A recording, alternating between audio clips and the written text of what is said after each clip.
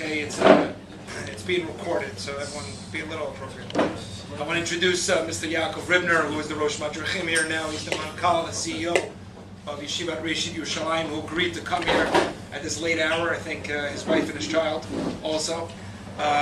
It's my pleasure of a person who is one of the brains behind the leadership program that I work and talk with Yaakov about it, to really build up the next very unique Jewish leaders. And he's going to be talking tonight a very, very important topic of leadership in the bottom line. Thank you, Rabbi Keller. Okay. As Rabbi Keller pointed out, my name is Yaakov Ribner. I started out my life in a one-year program a few years ago as a Madrich at Oraita. So I spent 2 wonderful years here as a head Madrich HaKotel, followed by a short stint in politics. And now I'm the director of Reshit. So first of all, thank you for coming. Again, it's late for you as well as it's late for everyone, so I appreciate your coming. We'll talk a little tonight about running a project and what involves in running a project, but specifically the financial aspects of running a project. I know all of you are involved in some sort of project throughout the year, so this will be a good chance for you guys to really get an idea of how to develop a project. So before we begin, let's just go a quick run down the history lane. Mr. Bernie Madoff was arrested on December 11th as a result of a massive Ponzi scheme which involved roughly $65 billion. Okay? Thousands of organizations were affected by this, specifically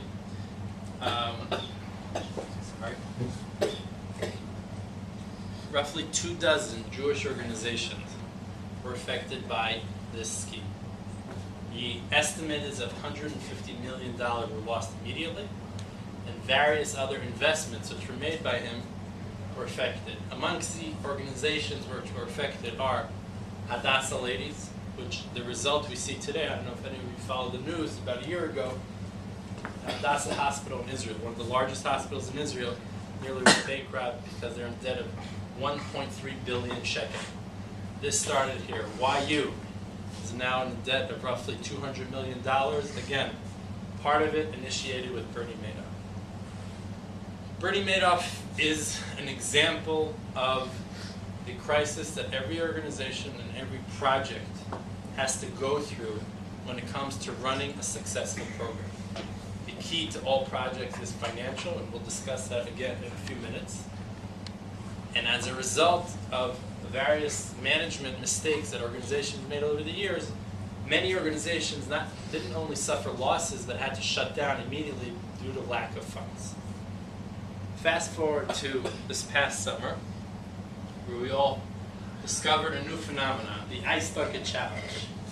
Ice Bucket Challenge was essentially a development of a cold water challenge, which was started a couple of years ago. And the goal was simple. I challenged someone else to pour a bucket of ice on his head, or to donate $100 to the ALS Foundation. ALS, otherwise known as Lou Gehrig's disease, very difficult disease.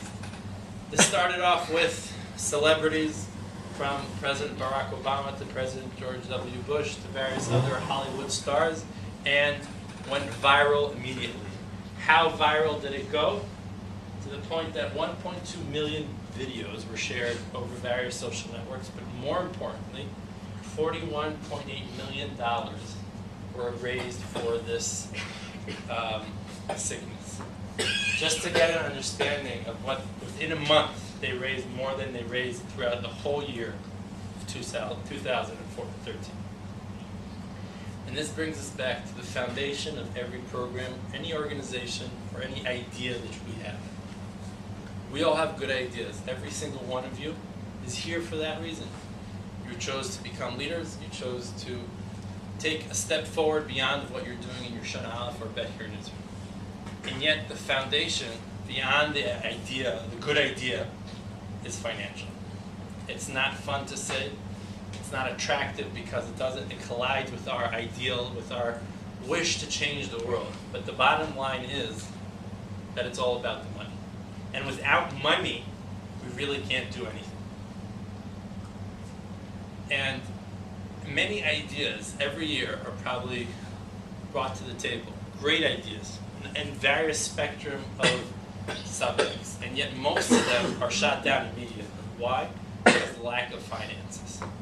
When I was in politics, we used to have meetings weekly with people who had amazing ideas of how to make the municipality where I was working a better place. But it all came down to one thing. They didn't have the money to do it. And without the money, you can't do anything. The yeshiva we learn in, the program we take part of, everything costs money. And it's not just the big idea which costs money. It's the little things. Look at the table which you're sitting at around you. You're all drinking nice coffee. This iced coffee is unique for this program, but this iced coffee costs money. This money, we all look at it as like, I don't know, whatever these, I don't know how much each one of these costs, but the sum total can't be more than 150 shekel, give or take. That money had to come from somewhere. Someone had to donate that money, even fundraise that money, and it seems silly, what, we're dealing 150 shekel, someone needs to fundraise 150 shekel? Yes. Because every program, every event that we plan starts with 1 shekel, or $1, and from there we expand. And the key is, and that's what we'll discuss today for a little bit, is how to do that. How do I create an idea, a program, an event that's so successful, that's such a good idea, which will allow me to raise the money in order to create this, to make this event successful. So, in order to discuss fundraising, we need to understand what exactly is fundraising. The action of fundraising is essentially a process of soliciting and gathering voluntarily contributions of money or other resources by requesting donations from individuals, businesses, charitable foundations, or governmental agencies. You are all dealing with what we call a non-profit organization. Non-profit, kishmo kenhu. It's not a business. It doesn't generate its own money. A business sells a product, deals with clients, and therefore makes its own money. You are offering a service to someone which essentially doesn't cost money. But you need the money in order to make sure your idea can continue. And therefore you need to figure out how to create that money, how to bring that money to the table. Now there are various ways to fundraise, and there is no right way or wrong way. Everyone has an idea, and the way you realize if it is a good idea or not is you try it. And sometimes it'll fail and sometimes it'll succeed. But the bottom line is that as hard as we try, there are no set rules in stone that'll tell us exactly what a successful fundraising idea is. You have to try it, you have to know who you're dealing with. But there are a few steps which we can take in order to make sure that our idea, that our goal will... So first of all, our first step is identifying the target, or the goal. Essentially, there are two kinds of fundraising. You can fundraise for an organization, whether it's Yeshivat HaKotel or any other organization you like. Or you can fundraise for a specific idea. The Ilan Bikeathon, which happens once a year. The Jerusalem Marathon, which has become very popular. You have to pay to participate in the Jerusalem Marathon. How do people do that? They fundraise X amount of money from various people. They do it with Shalva, they do it with any other organization. And that way they join the marathon. The Ice Bucket Challenge is a great example for that. Someone identified the need. We need to raise awareness for ALS. How do we do that? By creating a challenge which doesn't necessarily involve people dealing directly with ALS patients. Why? Because it might be uncomfortable to say it out loud, but the bottom line is that there are various groups of people who have various illnesses or conditions which make other people uncomfortable with working directly with. And therefore, here was an opportunity to raise money with a good cause. No one disagrees that the cause is good, but it made people feel comfortable. They didn't have to directly, quote unquote, get their hands dirty. They didn't have to involve with, and it was fun. I challenged other people, and when it was on Facebook, I could post a video. It was a lot of fun. Everyone enjoyed it. So that was setting our goal. We want to raise money for a specific idea. Once we've set our goal, we need to know what resource we have at hand in order to achieve that goal. Every fundraiser starts from somewhere. So you can start from zero. I have no money. I have a great idea and I need to start raising that money. Or we can start like most established organizations do. They have a budget. Within that budget, they set an amount of money which they must fundraise. X% of that money needs to be fundraised every year. You need to know what's at hand, and then from there you can move forward. After that, what is that amount of money? How much money am I looking to raise? At Yeshivat Reshit, we know that in order to survive, and whoever has been or not been there, I invite you all to come. We have, thank God, a beautiful campus. We know we need to raise roughly $500,000 every year in order to maintain our campus. That's beyond tuition and everything else. That's the goal. We know that's the goal we have to reach every single year. You know your idea, your goal. You need to know how much it's going to cost you. Once you've established how much money you need, now comes the tricky part. You don't just walk up to someone and say, "Can you please give me money?" Sometimes you do, and we'll get to that in a second. But usually, when you ask people for money, it's after you've established a relationship with them. You know the person. You've warmed them up to the idea. You think, wow, you're causing this person to think, wow, this is a really good idea. How can I help in making this idea come to life? It comes to the point which we rarely actually tell someone, "Can you please give me money?"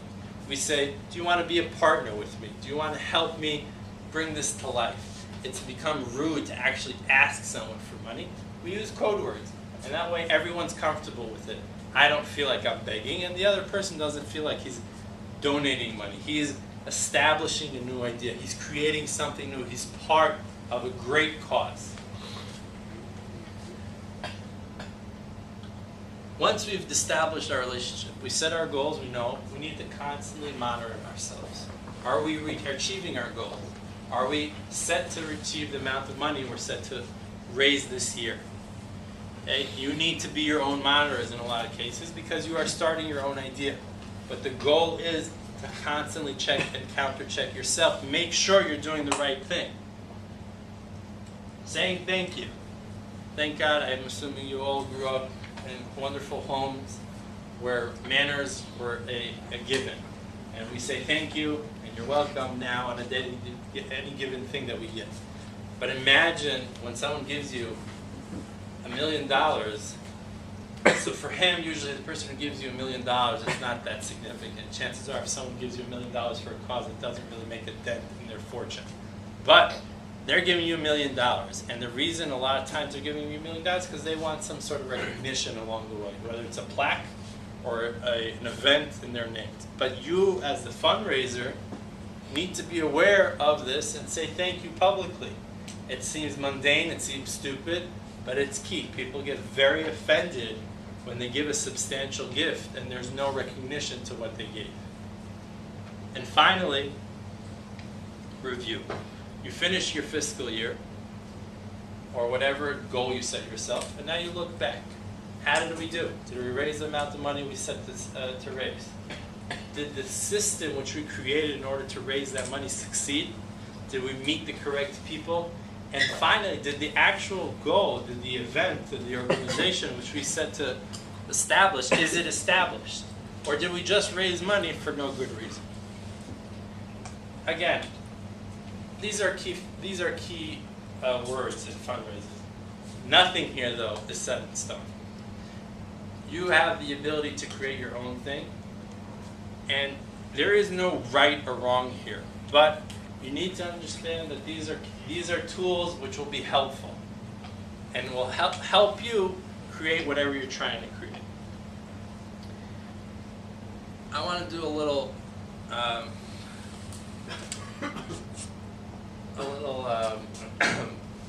want to try out something with you. There's something in fundraising called the elevator pitch. The elevator pitch is pretty simple. Kishmo Kenko. You walk into the elevator. Right next to you is standing Warren Buffett. Okay, Warren Buffett's net worth is roughly $40 billion. Okay, he just declared that he's donating the majority of his net worth to charity. You are going up with Warren Buffett to floor whatever. You know you have 40 seconds until you reach that floor. You're standing right now next to one of the five, I don't know what number he is, on the four most richest people. You know this man is very into charity. You now have 30 to 40 seconds to pitch your idea. Who here has an idea of what they want to do with why they're here? I mean, what program are you running? What's your name? Sorry. Donnie, Donnie, what program are you running? Nefesh B'Nefesh and Leadership Okay. in IDF. Would you be able now to, if you need to take a second to collect your thoughts, give me a 30-second pitch of why I should give money to Nefesh B'Nefesh? Let's play a scenario game. I'm standing right next to you in the elevator. My net worth is a few billion. You know that the majority of my money is going to charity. I'm just looking for a place to give it to you. Now explain to me why I'm going to give this money to Nefesh B'Nefesh. If you're Warren Buffett, it's hard because it's a very. Forget about Warren Buffett. I'm Yaakov Ribner. I just made a heck of a lot of money as a director of ratio. We're on floor number 5. We're getting to floor number 20. You don't have a lot of time. Right. So, I want you to donate. I want you to become a partner in the Nefesh B'Nefesh. If you don't mind, let's do this seriously. I want you to get up and come stand next to me, okay? You know, don't make fun of me. One of you can do it after. Yes. Okay, you're standing right next to me. We're both staring at the mirror that's in the elevator. Hi, nice to meet you. What's your name? Hi, I'm Donnie Cohen. Donnie Yaakov. I work with Nefesh B'Nefesh. I wanted to know if you want to become a partner in bringing all the Jews home who have been lost among the exiles for 2,000 years and are on their way home, and we need people to help us. I just heard the Sochnut that does the same thing. Why should I give you money? Because Nefesh B'Nefesh guides them through the process and they help them through all the hardships that the Israeli bureaucracy Not has. that Sharansky was able to make it the Amazon. That on Sharansky was a while ago, but I'm just giving you a hard time. Thank you, Donnie. We'll get to Donnie in a second. Anyone else? Please. David, what's your name? David Parnas. And you are fundraising for? You'll tell me right now. Yes. Hi, nice to meet you. What's your name? Yaakov. Nice to meet you. I'm starting a new program at the. Yes. I'm starting a new program at the HaKotel, and essentially what our goal is we want to reconnect. We want to reconnect Jews that don't have a religious background, specifically to the significance of the Western Wall. But more specifically, we want to use that as an end really to expose them to spirituality and Judaism. Isn't Neheshet Torah book? True. But what's unique about us is that what we're doing is instead of trying to be Makare people and instead of trying to convince them to change their lives around, we're going for a goal that we hope to be more universal, to affect a larger audience. Thank you very much, Mr. Parnas. Anyone? Last volunteer? Yes. Please. Your name? Josh. Okay, yes, go. Yes. Hi, what's your name? Yaakov. I'm Josh. Nice to meet you. That's a really nice shirt. Thank you. So what I'm doing is I'm part of an organization called Yeah. Nefesh B'Nefesh, and what we want to do is we want to get all the Jews in America to come back to Israel and to connect to their heritage there. And I think you'd be a great the perfect partner for us in that program. Actually. What do you imagine I'd be able to help with? Well, I know that you yourself are probably very passionate about this as a Jew, and we think that you would be very able to be a public figure for our image, and people would look at you as a role model and someone who could help them connect to it. Okay, great. Thank you. Okay. Thank you for the wonderful volunteer. First of all, I apologize. I hope anything I'm going to say is definitely not personally against you. You're a wonderful human beings. I am not saying anything here to diss your cause. I'm just trying to look at it from the outside because I'd like to give you a little bit of guidance. There's a lot of aspects to fundraising or to a pitch, whether it's the 30-second elevator pitch or whether you're making an official pitch to a board of some sort of foundation that gives you a grant or whatever, that seem mundane and silly but are so important. You know Shana Bet, everyone here Shana Bet? Yeah. Okay, so you know Shana Bet guys have this what I used to call it, I call it the Shana Bet shuffle. You guys all wear your nahots and you have your tzitzis down, your shirt on, and you're all like shuffling with your gemaras in your hand and you're very stark. But shirt tucked in, tzitzis in your pants. Clean shaven if you are a clean shaven man. Hair brushed, showers, deodorant. Guys, this isn't dating tips, this is fundraising tips, but it's important. Don't take advantage of everyone. Just because you're representing a good cause doesn't mean you can look like a schlup. And again, it's a long day, we're not in our best, but understand this. No matter how much you're asking from someone, you need to look your best. It's key, because your image is important. You are representing organization. And whether it's a Nefesh B'Nefesh, which has been around for a few years and is a successful program, or whether it's a new program which you're starting on your own, you are the face of this program, and you must look accordingly. Number 2, and this is important, you must be clear with your message. You need to have it clear, set in your head what the goal of your organization is. In one sentence, Nefesh B'Nefesh, we're bringing Aliyah. The HaKotel, we're connecting the HaKotel, the idea of the HaKotel, to Jews, and through that we'll hopefully achieve other goals. One sentence, you need to be able to narrow your idea into one single sentence. It's difficult. What do you mean? It's so complex. There's so many aspects. No, I don't have time. I'm a businessman. I'm looking to make my next million. You're going to start giving me a whole sheet with Mikoros and explaining to me and why your organization is better than others. Number 3, don't compare yourself to other people. You are, but you're not here to tell me why you're better than the Sochnut. You're here to explain to me why your organization is the best, not anyone else. You're here, by doing that, you will eventually convince me, hopefully, that it's better to give you money than the Sochnut. But do not mention your competitors in your pitch. That's not the goal. You are only about yourself. Yes? What do you Just do? your name? Pinchas. Pinchas, yes sir. What do you do if someone, like what you were doing, Yeah. poses your competitor against you? Okay. Then you need to shift the conversation away from your competitor. You need to constantly talk about your organization and not about you. Never compare yourself to anyone else.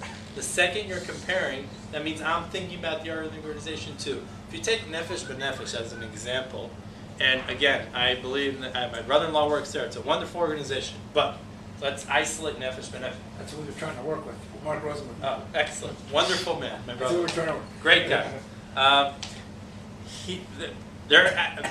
We mentioned the Sochnut with the Nefesh B'Nefesh, for example. The problem with Nefesh B'Nefesh, again, is that it's going head-to-head with the Sochnut. Sochnut's been around here before the state was established. I didn't stop saying Natan Sharansky. He is a national hero. There's no one who will tell you Natan Sharansky is a fraud. He's full of it. He's fake. Natan Sharansky is a hero. Rabbi Josh Fass is an established hero in itself just because of the amount of olim he brought, but you can't compare him to Natan Sharansky. Okay? But nonetheless, Nefesh B'Nefesh has really changed the way we look at Aliyah. They have revolutionized it completely. You mentioned, and that's true, you make Aliyah so easy through Nefesh B'Nefesh. We literally hold your hand one step at a time. My family made Aliyah in 1986. Nothing was computerized. The buses were terrible. There was no one helping you here. You had to do everything on your own. Okay? So today, Nefesh B'Nefesh has really revolutionized the way we look at Aliyah, and that's their key, because they help you with your eventually living in Israel. When years ago, when people made Aliyah, they were doing it on their own. You need to be clear with your message. You need to know what you want. Okay. Now, when you talk to someone, and when you need to open a door for a continuous relationship. Warren Buffett, if we just can go back to this kind of person, doesn't necessarily pick up the phone later and you're like, I just remember to have this conversation, and I should call them up, see if they need my help. You need to open the door to establish a constant relationship. There is a prominent Rosh Yeshiva here in the Old City who is a gifted fundraiser. And his thing is short chavrusas, 10, 15 minutes, even once a year. But that person he talks to knows. I'm not even talking about money with this guy, I'm learning. And as we learn more, we'll establish a relationship, we'll be connected. And eventually, I'd like to be a partner. Partner is the key here. I'm not asking for money. I'm not asking for a one-time thing. I want you to be my partner. I want you to join me in creating something new. So by not asking directly for money, by creating a relationship which will bypass the actual, can you give me money question, I'm connecting this person to the idea. Okay. Fundraising ideas. Guys, this is the key. This is the $1 million way. This is the way to do it. There are 1,000,001 fundraising ideas. Nothing is bad. Everything is, you can check everything. You can try everything. I'm just going to go through a few ideas which have been known to work more or less, work for us as a yeshiva. You know, these are not, again, everything has their pluses and minuses. An annual dinner. An annual dinner is something you usually do for an established organization that's been along for a while. In an annual dinner, you will honor someone, whether it's an outside person, some quote-unquote celebrity which you'd like to give, whether it's a degree if you're a university, or just some award which you created for this person. People will bring in politicians, mayors, senators, congressmen, chavrei knesset, whatever. A wide spectrum of people. And at the same time, you will honor an alumnus of yours or someone who has some sort of long-term affiliation with your organization. An annual dinner is a great way to create income, but it's tricky. Why? Because you're constantly talui on other people. The amount of people who show up for your dinner, how much they pay for the meal, how much you pay for the hall, for the music, for the food. All of those come into calculations when you plan a dinner. The amount of money you actually you make from a dinner is usually cut back considerably once you pay all your expenses. And if, for example, you're having your dinner in America and you're honoring someone from Israel and that person has 5 children, that means 7 plane tickets. That's a lot of money you have to consider. That's $10,000 you're paying only on plane tickets. All of those things need to be taken into consideration. A dinner is a great thing to do, usually only for established organizations. Matching gifts. Matching gifts is usually something that businesses do in order to donate money. Matching gifts is simple. I give $1 and you give $1. I will say as an organization, I'm willing to commit $50,000, and I as a business, and many businesses do say, I will match that gift and give you an additional $50,000. Many educational institutions do the same thing in order to build buildings or something like that. Again, this has nothing to do with the amount of time you've been around. It has more to do with finding the correct business or partner or anyone you know in a business that's willing to do this. Brochures. Gentlemen, if we take this as an example, this is a venture. We all use it every single Shabbos, no matter what. What is unique about this venture? It says Yeshivat HaKotel on it. Not only does it say Yeshivat HaKotel on it, it has pictures in the back. You know why pictures are good? Because alumni later on come back, look at the pictures like, oh my God, that's me. It's like, you know what? I love my time at HaKotel. Why? Because he saw his picture. Why does Yeshivat HaKotel and any other institution renew their brochures on a regular basis? Because things like pictures make a huge impact. Because the second I, as an alumni, see my picture in a brochure, I feel much more connected to that. Having a professionally made brochure is key. It gives information in a very short way. It's fun to look at. It's colorful. It has pictures. It's a great idea, and it's important for every single organization or event you are trying to run. You cannot do it without any publicity. Alumni. This is only for specific amount of organizations. But in Yeshivat Reshit, we have roughly 2,000 alumni. What we do is we established a program called Sarei Alafim. Sarei Alafim is where we ask alumni to give us $1,000 per year on Nava Esser Mirza Hashem. Okay, if you do a quick calculation, if I have only 100 out of those 2,000 and give me $1,000 a year, that's $100,000 I'm getting at fundraising without having to lift a finger. They've committed to this, and anyone can do their own program, but it means you have to have alumni. You have to be around long enough to have alumni who feel connected to the yeshiva program, whatever you're running. It's important, but again, it's only for certain organizations.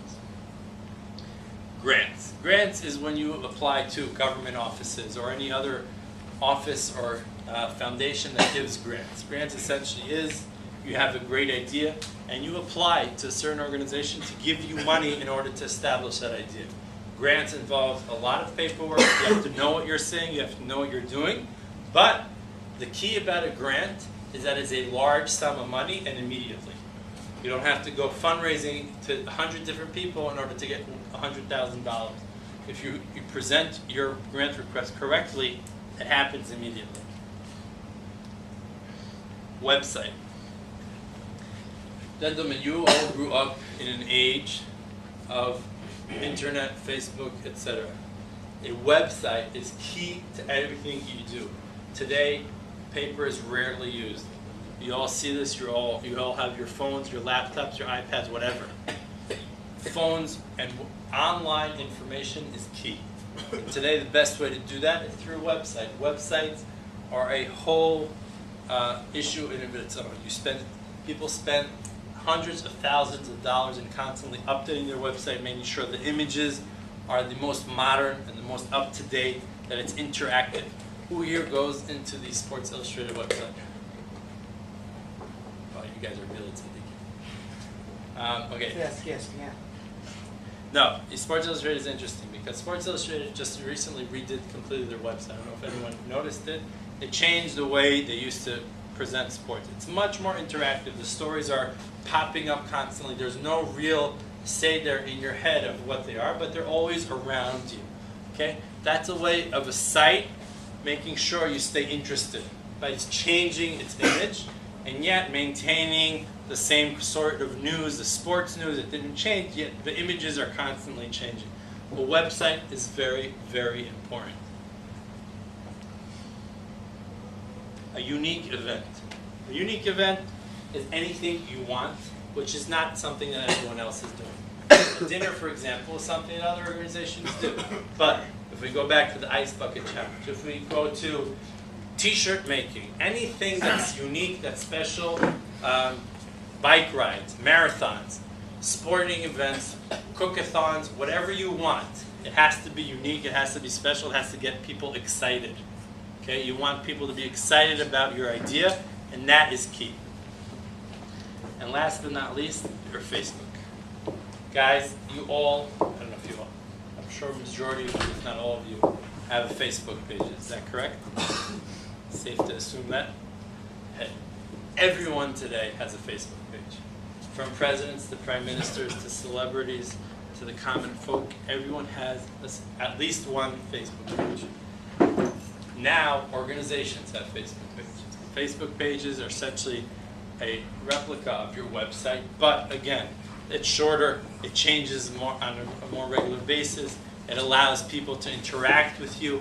Facebook page is key, what we call new media, Facebook page, websites, Twitter, Instagram, anything you want in order to entice people to be part of you, in order to make sure people are excited about what you're saying, are connected, have heard about you. Today, and just one more sentence about Facebook. When Facebook originally started, you ranked yourself on Facebook according to the amount of friends you have. If you had only 500 friends as opposed to someone else who has 2,000 friends, of course the person who has 2,000 friends is much more popular. Needless to say, studies have later showed that the more friends you have on Facebook, the less friends you actually have. But today, the key is the amount of likes and shares you have, because that means people are reading what you're saying and not just actually your friends. If an average post of yours gets a few hundred likes, and there are many people like that, you are much more, you have much more of the ability to make sure your message is spread than a person who has 2,000 friends but 10 people are reading his posts. There are many examples of people who just write a blurb and are getting thousands of people who read it or share it or whatever. And in today's Facebook world, people either read or share dumb things, but even the smart things, everyone's reading, everyone's sharing. That's the way we get our media nowadays. That's the way we are up to date on what's going on. It's key, it's important, but the challenge with Facebook is that it's constant work. You don't wait to see, you always have to update yourself. You always have to do something new. You always have to add something. You have to be one step ahead of everyone on a regular basis. Okay. Someone just turn on the light.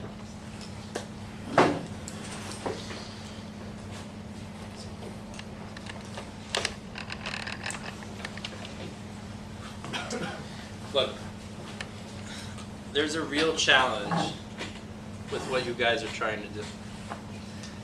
The challenge is that most of you are either starting something or either joining something that's already established, or, and I'm sorry to say this, in the worst case scenario, starting something on your own. The worst case scenario is not because new ideas are bad, but because in today's day and age, fundraising, starting new ideas have become much more challenging. They've become much more challenging for various reasons. One, there's less money to go around. The money exists, people are less willing to part with their money. Years ago, people used to give you the money and they didn't care what you did with the money. As long as they could say there's a plaque somewhere with their name that said that I donated this, that, or the other thing. Today, when I give money, the key is transparency. I need to know what you did with every single dollar I just gave you.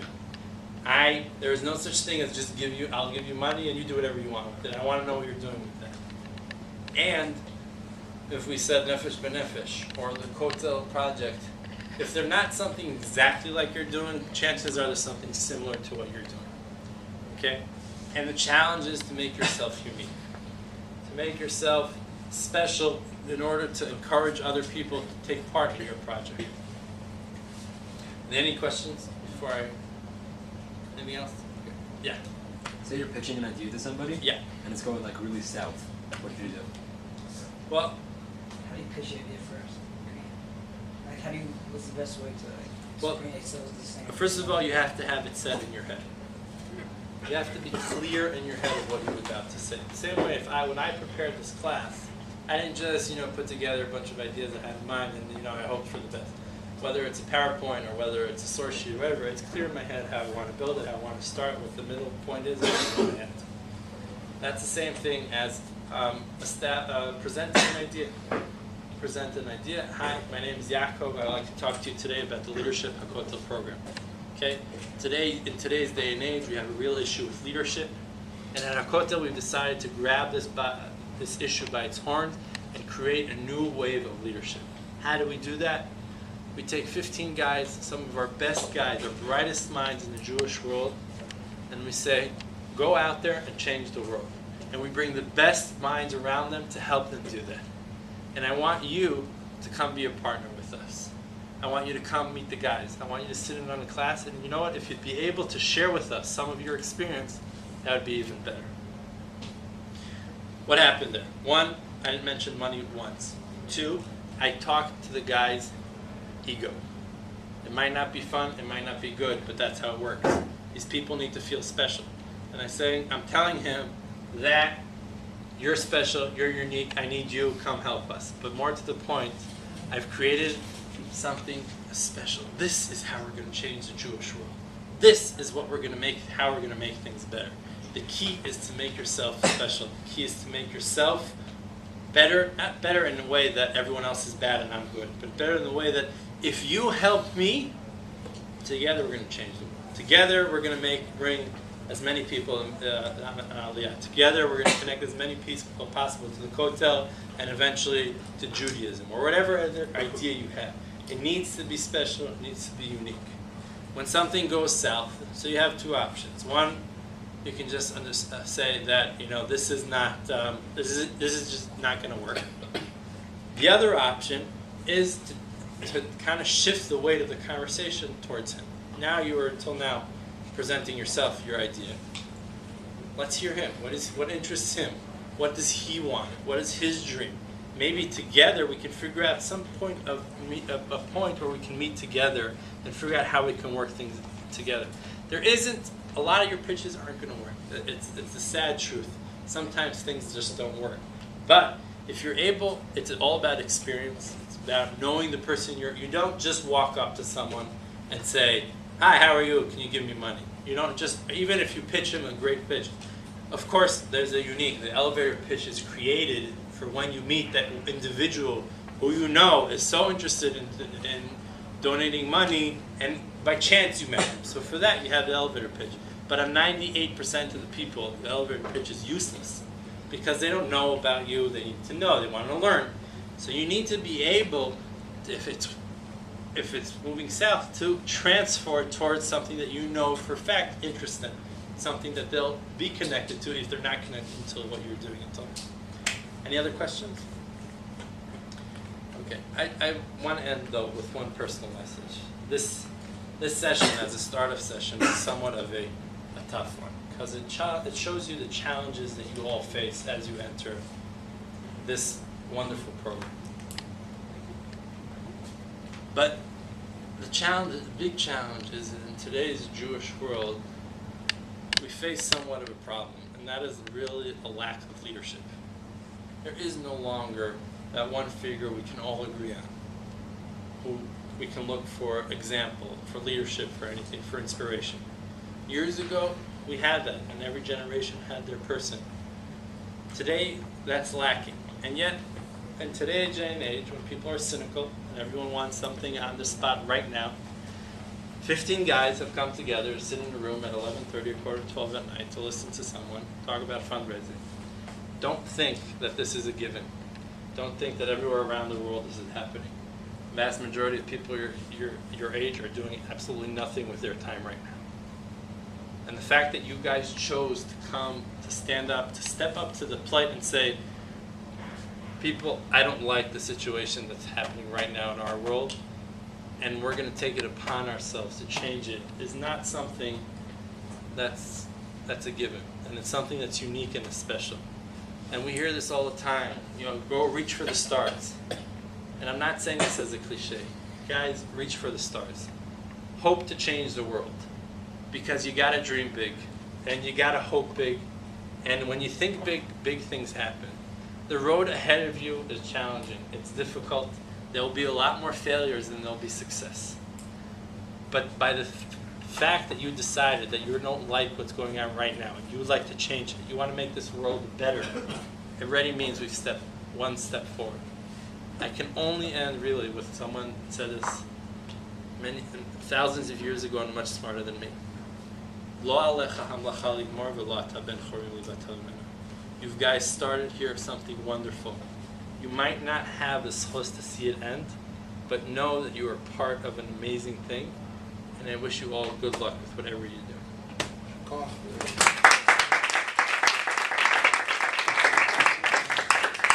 As a partner, we want to thank you. As a real partner, we want to thank you, and thank everybody for coming. And we'll Bezrat Hashem, continue learning from Yaakov, and hopefully continue building a better Jewish future b'yachad. I want you to just please throw out your stuff, say more nefashos. Have a good night.